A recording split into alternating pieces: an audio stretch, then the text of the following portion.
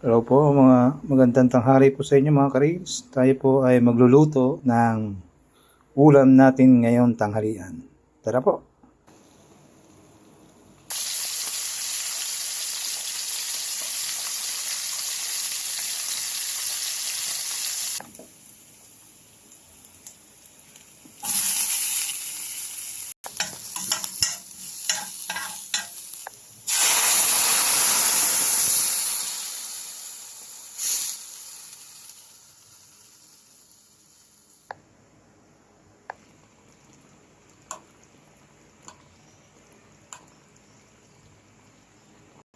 Patayin na po natin ang apoy at luto na po ang ginataang tilapia.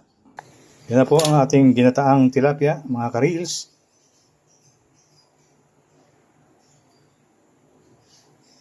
At tayo po ay manananghalian na. Maraming salamat po muli sa inyo mga karils.